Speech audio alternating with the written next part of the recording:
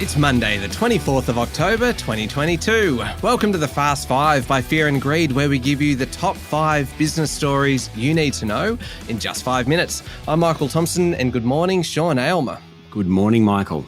All right, 5 stories in 5 minutes, Sean. 5 good stories today. We'll jump straight into it. Story number 1 might have been pretty wet across most capital cities, and there might have been more houses on the market, but the national auction clearance rate remained above 60% over the weekend. Pretty decent result, and it came as secret research showed that the Reserve Bank has modelled what would happen if house prices sank 20%. That's right. Now, let's have a look at clearance rates first. Across the capital cities, the preliminary clearance rate, according to CoreLogic, was nearly 63%, about 65% in Melbourne, 62% in Sydney. That's better than last week, and it just continues that run of pretty decent outcomes. Large family homes, fully renovated properties, and those located in premium suburbs seem to attract most competition. Away from those 2 big cities, Adelaide's at about 75% on the weekend. Brisbane was up a bit, 49%, and the ACT to 58%. This came as it was revealed that the Reserve Bank had done some work about what would happen if the house market dropped by 20%. If they fell 20%, it's probably because people would become increasingly pessimistic about the property market, either due to rising interest rates or because falling prices spark a downward spiral in the market. It's not the Reserve Bank's baseline. It probably thinks house prices will fall by about 10%, which of course they've done in Sydney already. Just the fact that the central bank is thinking about it, though, is relevant. All right, on to story number 2, Sean. And this is a story perhaps a little bit driven by my own self-interest. Filled up the car over the weekend, 4-wheel drive, and takes diesel. Diesel is ridiculously expensive at the moment. What is going on?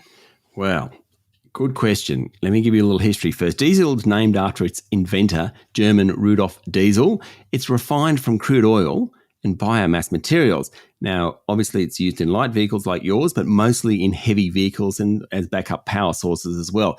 There's a bunch of reasons why you're paying so much at the moment. Oil prices are high. That's a big part of it. Remember, it's part oil, part biomass.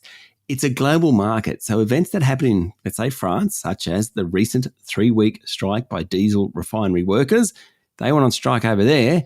That actually pushes up the global price. We feel it here. And Russian exports will be banned from early next year. Heading into winter also, the US has the lowest seasonal inventories level of diesel since data was collected in 1982. And the Biden administration is talking about capping exports. Put all that together, that's why you're paying so much for diesel, Michael. $2.35 I paid, and the petrol bowser next to me was $1.75 for unleaded. That's extraordinary. Anyway, moving on. Story number 3, Sean. The flood crisis is now focused on New South Wales and southeast Queensland after rivers started to recede in Victoria. Yes, there's widespread flood warnings across New South Wales from Lismore in the north to Moama in the south of the state and through western areas, particularly around Gunnedah and Moree. The state's Emergency Services Minister, Steph Cook, said there was literally a flood risk in every corner of the state. Unfortunately, there's more rainfall on the way. Right now, parts of southeast Queensland are being hit. Overnight, it was expected that some areas would receive around 200 millimetres. Flash flooding was likely. But at least in northwestern Victoria, they seem to have avoided more heavy flooding with river levels peaking. That's assuming no more heavy rain. Now, the Prime Minister, Anthony Albanese, yesterday called on residents right down the east coast from Queensland to Tasmania to remain vigilant. Okay, story number 4, Sean. I love this one. A bulk carrier, as in a massive cargo ship, is due to arrive in the port of Newcastle over the next couple of days, equipped with a 54-metre high sail. Yes, it's part of efforts to make vessels more efficient, though it does seem like something from 200 years ago.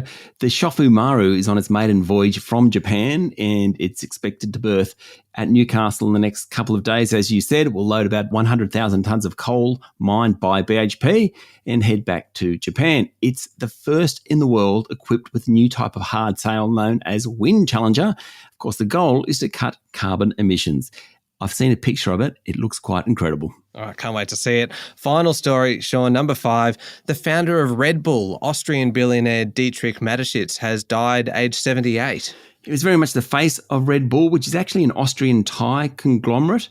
Now, Red Bull operates football clubs, ice hockey teams and F1 racing teams. It's got contracts with hundreds of athletes in various sports. But it all started back in 1984 when Mr. Mateschitz and a Thai investor founded the company after the Austrian recognised the potential in marketing a Thai drink something called Kratting Den, to a Western audience. He worked on the formula for 3 years before the modified drink was launched under its new name in native Austria. Nowadays, it sells about 10 billion cans in 172 countries every year. All right, there we go. The top 5 business stories in 5 minutes. Thank you, Sean. Thank you, Michael. It's Monday, the 24th of October, 2022. Remember to hit follow on the podcast. And if 5 minutes isn't enough for you, you can find our longer daily show wherever you listen to podcasts, as well as a bunch of interviews and things, including today's chat all about investing. I'm Michael Thompson, and that was the Fast Five by Fear and Greed. Have a great day.